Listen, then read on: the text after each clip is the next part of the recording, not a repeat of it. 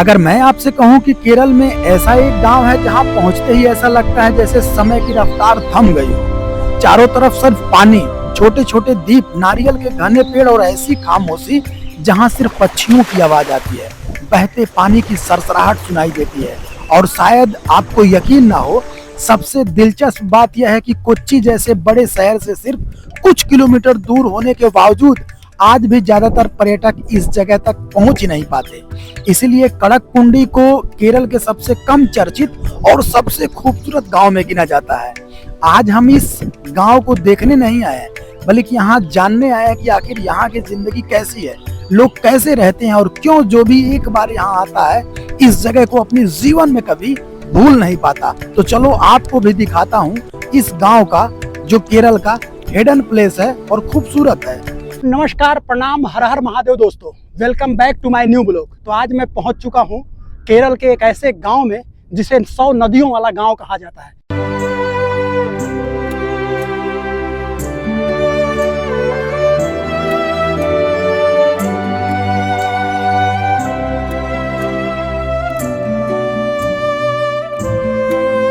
आज मैं पूरी रात यहीं पर फोर्ट कोच्चि पर सोया था, इसी बेंच पर पूरी। अगर आप एर्नाकुलम जंक्शन से कड़कडुम्मी आना चाहते हैं तो सबसे पहले स्टेशन से बाहर निकलकर बस स्टैंड की तरफ जाएं। वहां से वरापुजा, कोथड़ा या चेरनूर रूट की बस पकड़ लीजिए। फिर एसएनडीपी जंक्शन या कोथड़ा के पास उतर जाइए। वहां से शेयर ऑटो या टेम्पो आसानी से मिल जाता है, जो आपको 5 से 10 मिनट में कड़कडुम्मी पहुंचा देगा। पूरे सफर में लगभग 30 से 40 मिनट लगते हैं। अगर बस या शेयर ऑटो से जाएं तो खर्चा भी काफ़ी कम रहता है और यही सबसे बेहतर ऑप्शन रहता है।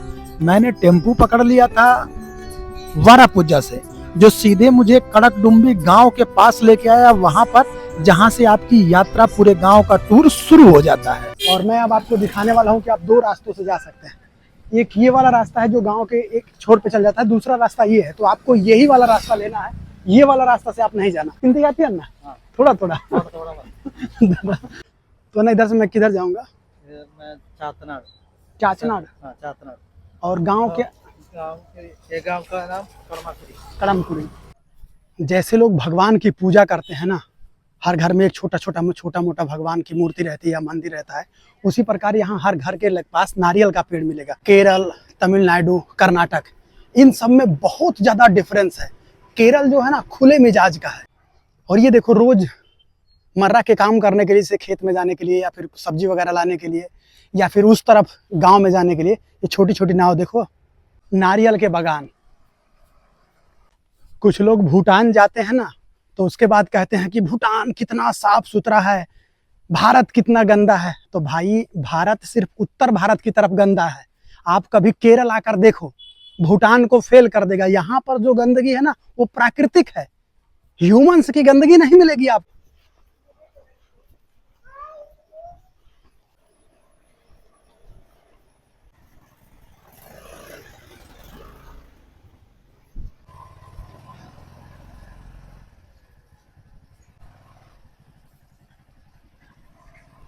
दस दिन के केरल यात्रा में ना, पहली बार मुझे गर्मी लग रही है।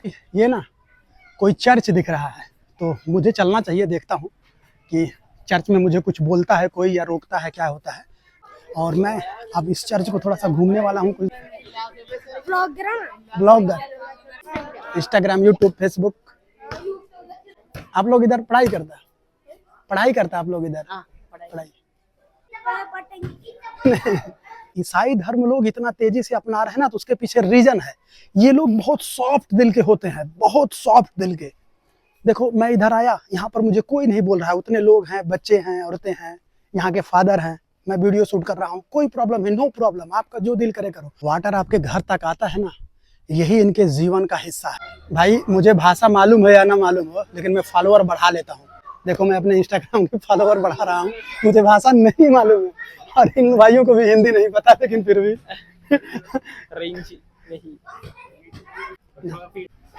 हिंदी बोलो, थोड़ा थोड़ा हिंदी, थोड़ा हिंदी नहीं मालूम। अरे यही हिंदी है, यही हिंदी है। इस भाई को हिंदी थोड़ा थोड़ा आती है, लेकिन उसके बाद भी बोला कि हिंदी नहीं आती। मैं पूछ रहा हूँ ना कि मैं उधर ब्रिज तो देख लूंगा, लेकिन फिर मुझे रिटर्न इसी रास्ते से आना होगा कि उधर कोई रास्ता है रिटर्न। जो भी है टूटा फूटा, आप लोग बहुत अच्छे हो, सुपर नेचुरल। नमस्तुम, क्या बोलते हैं? नमस्तुम, नमस्कारम, नमस्कारम, नमस्कारम। चर्च के अंदर मुझे बहुत अच्छा लगा। यहाँ से रास्तों का चौड़ीकरण हो गया है और ये ब्रिज है भाई। जस्ट मैं अभी इस ब्रिज, कड़मकुंडा गांव वाले ब्रिज पर पहुंचा हूँ।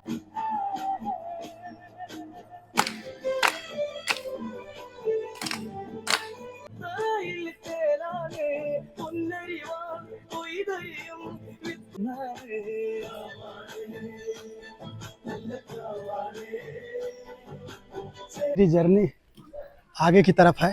पागल कर देने वाला नजारा मैं आप लोगों को दिखाने वाला हूँ। आप लोग परेशान हो जाओगे मैं आपको क्या दिखाने वाला हूँ। दोस्तों, मैं इस समय जिस पुल पर खड़ा हूँ इसका नाम पिजाला ब्रिज है और इसका निर्माण कार्य संपन्न 2020 में हो गया था। कड़कडुम्बी द्वीप को दोनों तरफ जोड़ने वाला ये पहला सड़क मार्ग पुल है। इससे पहले लोग नाव से आते जाते थे, जिससे उनकी लाइफ काफी संघर्षपूर्ण रहती थी।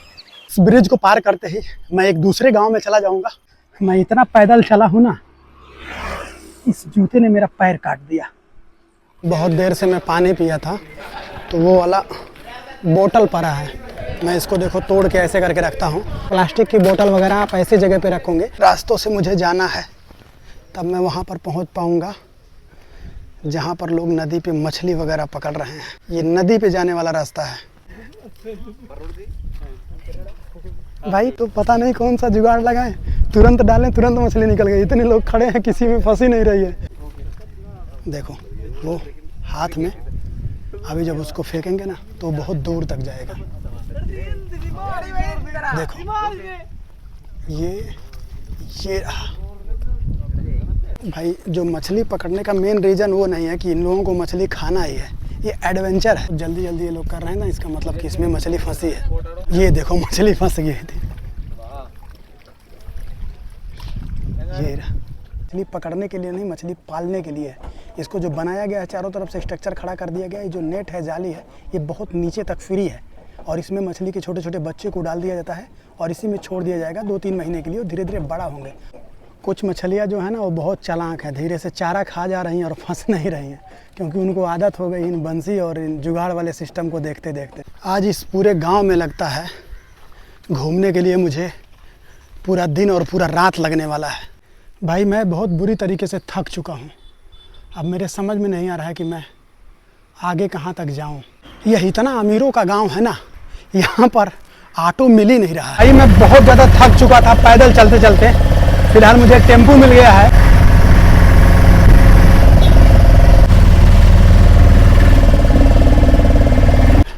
आधा 1 घंटा वेट करना होगा, उसके बाद बोटिंग करूंगा। अन्ना पूरी मस्ती में है। ये बोट से भी आए हैं। वहाँ पर एक साउंड बॉक्स लगा है, वो यहाँ का कुछ लोकल गाना चल रहा है। मेरे तो कुछ समझ में नहीं आ रहा, लेकिन अन्ना फुल मस्ती में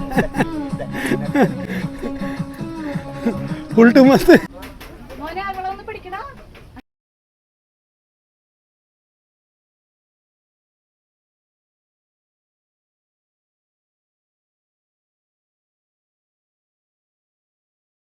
भाई मानसून में ना केरला से अच्छा इस दुनिया में कुछ है ही नहीं।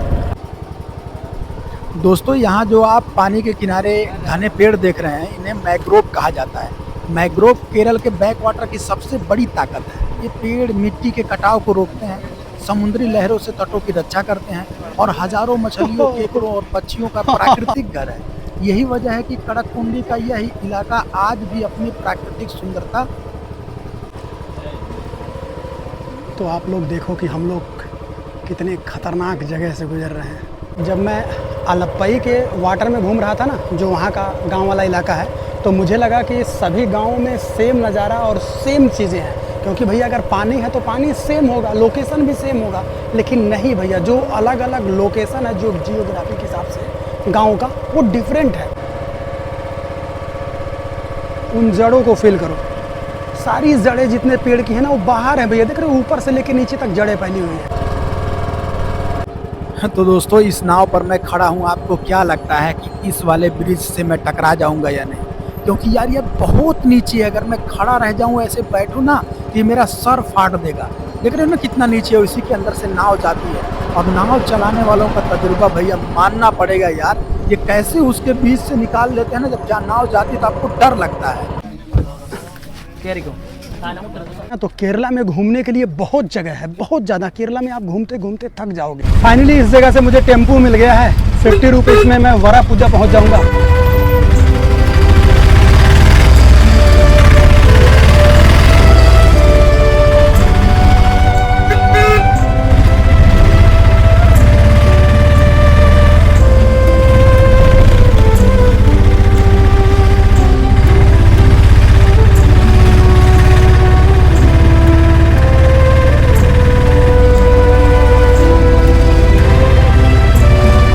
भाई पहली बात तो आप ये सोच लो, अगर आप लोगों को लग रहा है ना कि जो रोड साइड दुकानें हैं यहाँ पर सामान सस्ता है, तो नहीं भैया।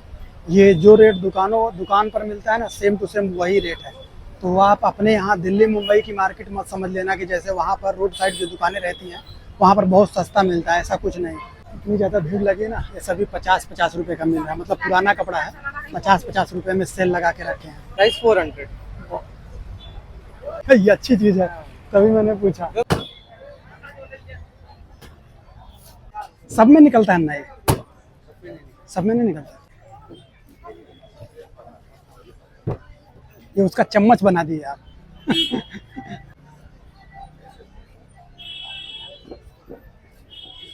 ये देखो भाई, दूध जैसा लग रहा है। भाई लोग, मैं अपने लिए खाना ले लिया था क्योंकि शाम हो गई है और यही सब यहाँ पर खाने को मिलता है, देखो। और यही खा खा के मैं रात बिता रहा हूँ। मेरा पानी वाला बोतल कहीं गिर गया जिसमें मैं ठंडा पानी रखता था।